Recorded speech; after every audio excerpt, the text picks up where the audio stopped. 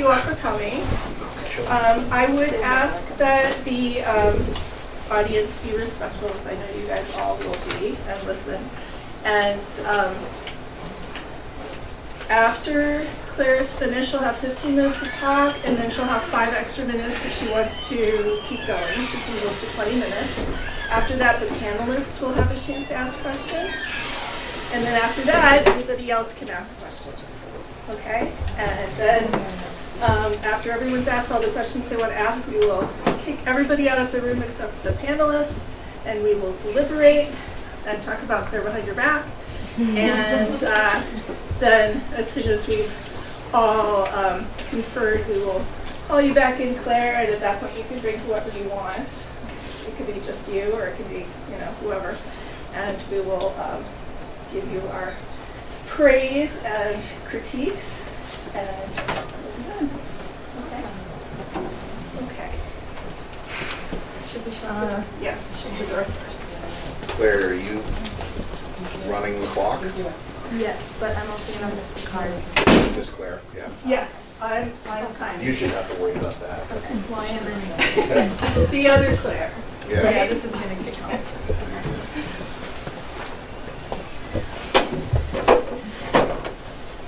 Okay, when you're ready. Hello, everyone, and welcome to my Senior X, where I taught French at Tremont School.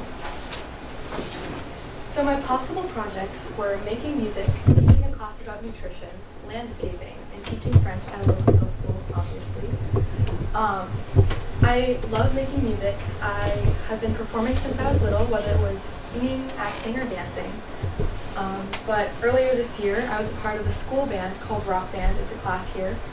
And I also have my own individual band outside of school. So I felt like making music had already happened in my senior year. And I felt like I should use this experience to create something that would be more beneficial to my future. Teaching a class about nutrition seemed really appealing because earlier this year I made a lifestyle change to becoming vegan. And in that change, I realized that there are a lot of things that were not taught in school, and not just in our school, but nationwide, about nutrition. And I thought it would be really interesting for me to share my knowledge with my classmates and my peers, and just kind of take it from there. Another idea was landscaping. I've always loved spending time outside and planting and gardening and just making things beautiful. Though when this class started, everything was frozen and nothing was thawed because we live in Maine, so it wasn't really realistic for me. And then the most realistic option was teaching French at a local middle school for several reasons. I've always had a passion for language. I grew up in a German household, and I've had around 12 years of French, and I've also been coding since sophomore year in HTML, CSS, and JavaScript. And that was kind of a language for me, and it kind of propelled my love and passion for language in a way that I hadn't had before, because it wasn't French, it wasn't German, it was coding. I've also always loved teaching. I've been a Sunday school teacher and a babysitter, and I love hanging around kids because they have the most raw and undefined view of the world that you can get today. And I love seeing the world through their point of view. And I wanted to give my passion of teaching to them, of language to them. And the overlining idea of all of my ideas for Senior X was the impact on my community. I wanted to do something that would directly benefit my community and that I could pass something on that was full of love and passion and all of the great things that would hopefully benefit my community. My first essential question was, how can observing a French class help me develop the skills needed to create my future classroom environment as a French teacher? I went on to revise this for several reasons, which I will get into, but this was the essential question that I began with when I first started my Senior X project. My prior knowledge, obviously, I was a Sunday school teacher, as I mentioned that before. I've had 12 years of French, and I was a babysitter. Except through all of those, I felt like I was lacking the professional aspect that I needed to feel like a real teacher. I never had the traditional classroom. I never had someone teach me about lesson plans. And the kids that I was teaching, I already had that relationship with. I didn't go in with a fresh view of the classroom and the students. So I thought that this would be a great experience for me to really put myself out there and be vulnerable with the students and be vulnerable with my mentor in order to get the most raw experience that I could when it comes to teaching a language. So that brings me to my mentor, Katrina Limskett. She was actually my K-8 French teacher, and she not only teaches French now, but also social studies. And this was a really good fit for me because I knew her as more than just a teacher. I already had that relationship outside of a teacher and student relationship, and that allowed me to be vulnerable with my ideas and allowed me to have honest feedback and honest reflection on my ideas so that I could really get a feel for what it means to be a teacher and what it means to make lesson plans and what it means to have a controlled and an environment which children can thrive in. So this was a really, really good fit for me, and it was very beneficial to have someone that I knew outside of school to be my mentor later on in the process. So the first thing I learned was lesson plans. A quote from Scholastic is, "A lesson plan is like a ladder. You start with an objective and then work your way down." And my mentor and I full-heartedly agreed with that.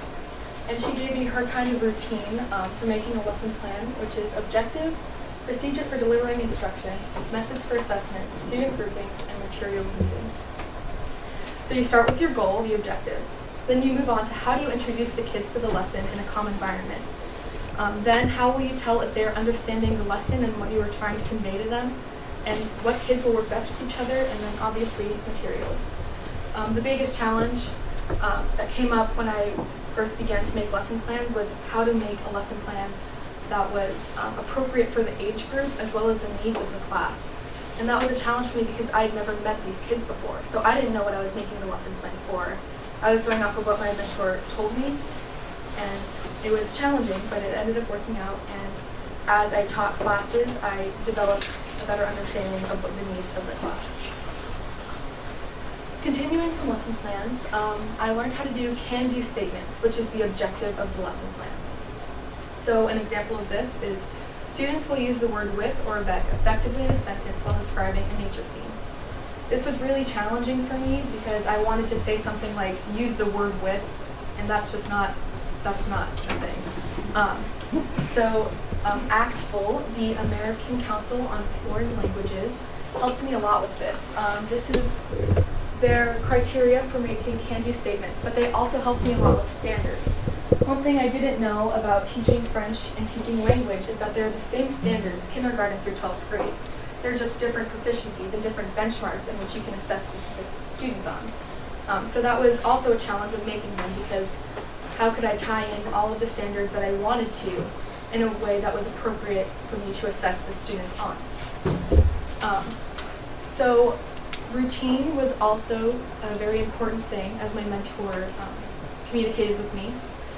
For these kids, they needed something to expect. Even if they didn't know what they were being taught that day, they needed a routine to stick to.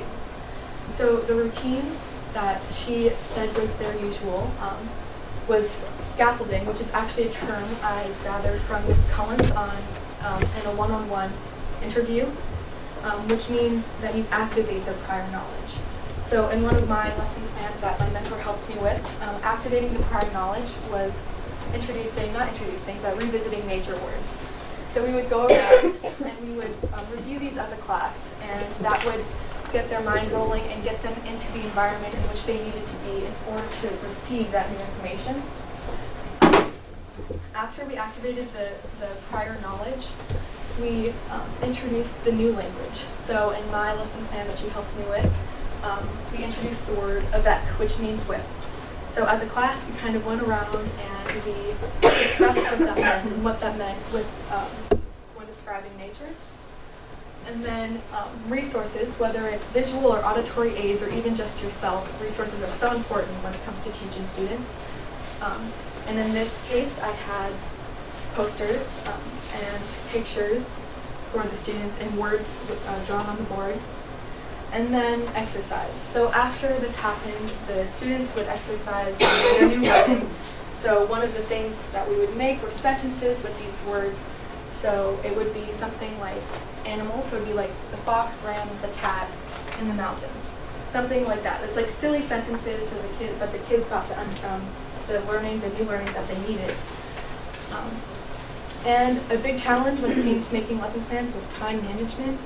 I've been known to overcommit myself, and making lesson plans for a 20-minute class period was extremely challenging because I'm used to 90 minutes, and in those 90 minutes, cramming everything I possibly can into them, so I don't have to do anything at home. So it was challenging to make something that was realistic for the kids in the age group and the time that I was allowed. So my first time in class, I observed the 2nd and 3rd grade. It was really interesting, and this is when also the first time I realized I wanted to extend my essential question. But before I went in, my mentor warned me that there were some behavioral issues in the class, and that was really interesting to me because that was what my original essential question was based on. And I kind of acted as a teacher's assistant for the latter class as I worked with one of the students. And I was really scared that being a new face in the classroom was going to be distracting and was going to limit the kids and what they would learn from that lesson. However, as the class went on, I realized it did the exact opposite. Being a new face and being a teenager instead of an adult in the classroom made them want to impress me and made them want to show me what they know. And that was really interesting, and it gave me a lot more confidence and made me realize that I wanted to do more than just observe. I wanted to teach. And that is when I changed my central question to how can being a French teacher's assistant help me develop the skills needed to pursue my future career as a French teacher. So this broadened it. So behavioral, observing behavioral issues could be a portion of this question, but it also allowed me to open it up and gather more information and more experiences for my future career as a French teacher. So my lesson that my my mentor helped me with was for the 2nd grade. It was super challenging for several reasons, one of which was the can-do statements, which I'm still trying to figure out because it takes a lot of revision to get it right, and I'm new to it, so it takes me a lot of revision. So my first objective was creating more complex sentences with avec. As mentioned earlier, it's not that easy, and so after some revision with my mentor, we came up with, at the end of this lesson, the students will be able to create simple sentences about animals, movement, place, and be able to incorporate the preposition with. And in this lesson, it was going well, everything was fine, and then I had a real class experience in which the fire alarm went off. And so I was up in front of the class. I didn't know what was happening. The students didn't know what was happening. And it was interesting to see that dynamic in the classroom because some students were leaders, some students were freaking out, and I was actually a leader in that setting. And I've never been a leader when it comes to fire drills because I've always been the student. I've always been told what to do and where to go. And so this was a really interesting experience for me, and I really feel like having that in future settings of panic will be really, really important and will give me a step up in my future career. So my most important findings, time management and organization. They are so important, and they also happen to be the things I struggle with most. So I realized that if you have good time management, that will be carried on to the kids. Not only will they gather that, but they will also feel more confident and more self-aware in that setting. I struggle with that, and I've always have, and so I've actually been working on it myself since this Senior X project, and I plan on continuing to work on it throughout college, throughout my life, and throughout my jobs. Behavioral issues. It is so important in how you handle them in a classroom setting. Scholastic.com said that I should isolate the child, but my mentor disagreed with that, and she said that instead of isolating them, you should let them be self-aware of what they're doing in the classroom. You should let them reflect on their actions, reflect on what they're doing, and because eventually they'll want to be caught up. They'll want to be back in the setting with their friends. So if you work that out as a teacher-student, not just an adult to a child, that's so, so important. And another thing that you have to be aware of is not raising your voice. I didn't really have a problem with that, but I think that was probably because of my past experiences of teaching in Sunday school or babysitting, is that you can't raise your voice because that will end up in a situation you do not want to be in. and it was even more important in a school setting. Interpersonal lessons and choice. I figured out that if the students have a choice in what they're learning, that propels them to engage more. Whether it's creating a sentence with someone they want to be the subject of the sentence, or including a video game in the sentence, or including their favorite animal in a sentence, they make those connections and they engage themselves, and it helps cement it into their mind because they can relate it back to their personal lives. And I never really knew that, I knew that, but I didn't really see how important it was as a student rather than a teacher. Resources, as mentioned before, if it's pictures or songs or anything, that will help you, that will help the students get those connections once again and engage in the lesson. And then my most important finding is that you should never settle. And a quote from my mentor is, "A good teacher never settles." So even though you're the teacher, you should never stop learning. You should never stop expanding on how to create your classroom environment to be more supportive, to create a classroom environment in which students can thrive in, to never settle on how to deal with behavioral issues, to never settle on how to make a lesson plan, because you're constantly learning, and that's the most important part of being a teacher. So what? I believe that this experience will help me in my internships, my future experiences, my jobs, my future classroom environment, and even my passion for language. It has given me a sort of confidence that I will take with me throughout my life, and that I will take with me throughout my experience of becoming a French teacher. I feel like I will be more vulnerable with my ideas, more vulnerable with my willingness to put myself out there and and I feel like it will really benefit me in my future classroom environment, because now that I know and I've taught in an environment in which students can thrive and in where they're comfortable, I realize how important it is, and I think that I can mimic it in my own sort of way to allow my future communities to benefit from that classroom environment. And my passion for language. As mentioned before, I hope to pass on my passion for language with the students because it's so important, and they probably won't learn it if they don't have a teacher to teach them. So if they have the resource that will be me, I feel like I can spread my passion to so many more people. And I also realized that through this experience, I really do want to be a teacher, and I really do want to teach French, and I think that'll be really beneficial to myself and my future communities. Now what? Next year, I am attending the University of Maine in Orono for a major in elementary education and a minor in French.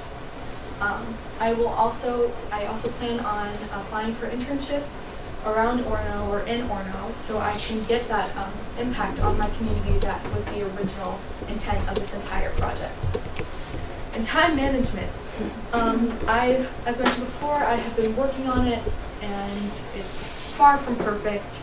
And I plan on trying to revise it throughout college and my future jobs, and try to make it better and more efficient for myself. And I think that will really benefit my future job as well as my college experience.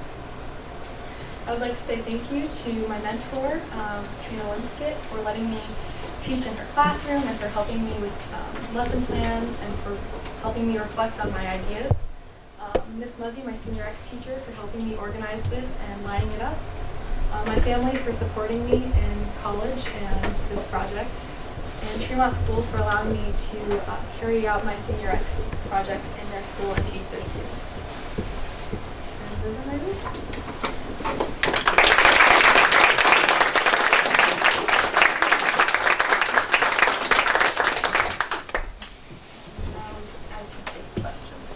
Right, so panelists first.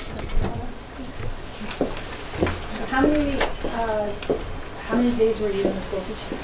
I observed twice, and I taught 2 different lessons at 2 different days. So I was there for 4 days with the class. Did you know you wanted to be a teacher before this?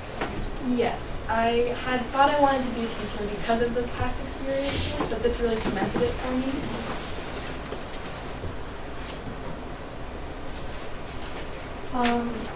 First of all, I think you did a wonderful job with the distraction when I came in. You continued your presentation, which is shows that you really have good skills in the teaching. field, but I want to know what you did after the fire drill. What did you do? Gotcha. So we carried it out and we took them to their meeting place outside. And unfortunately, by the time I came back in, there was another fire drill planned, so I didn't get to finish that lesson.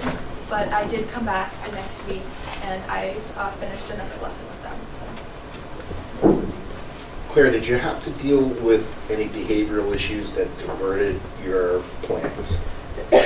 My last lesson that I taught, the students were a little bit like uppity and antsy, and that was kind of overwhelming because the first time I taught, they were so good and they were so attentive, and it was really different for me, and I had to look for help from my mentor because I didn't know how to handle it.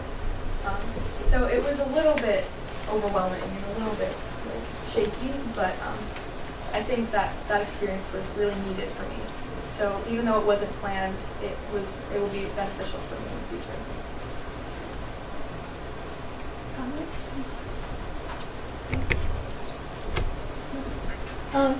Claire, can you talk a little bit about your process of writing lesson plans? You talked about the different elements, but did you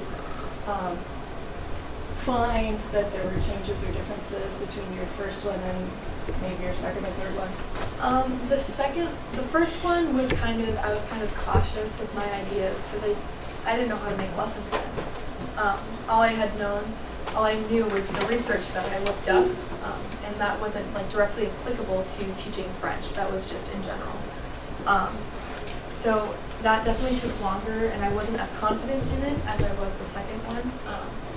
In the second one, there were more ideas for me to juggle because now that I knew what it was to teach and I knew what kind of activities they were used to, I had all these ideas from my mentor and for myself to try to choose from, and I had to like decide which would be most beneficial to the students and what would be most beneficial to the lesson. So I think that was a challenge because as I became more comfortable with it, it took more time because I didn't know what would be best for the class. What made you choose French? I've always loved French. As mentioned before, I've had like 12 years of it, and I think it's the language I'm most confident in, and it's also a language that doesn't get a lot of healthy recognition because it's got this stigma on it that it's like only for the smart kids and it's never used in real life and it shouldn't be taught, but like it's beautiful and it is a language that's used, and I feel like more people should realize that it's a good tool to have, that you need to be, you need to know more than one language, even if it's just a few words or phrases. So I thought that would be a good option. And it's also right on the island, so it worked. Questions from the audience?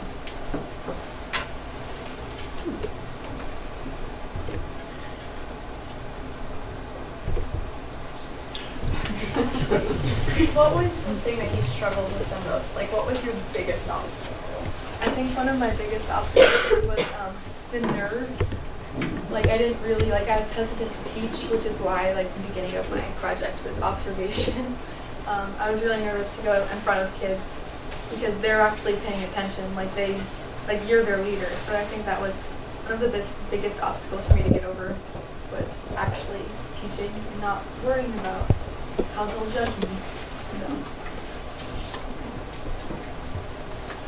What was your favorite part of this experience? My favorite part was hearing the excitement from the kids when they saw me. They would just be like, Claire! It was so cute. I was so excited when they were excited to see me. So that was really good too. Anybody else? No? Okay, so we'll ask everyone to leave except for the piano.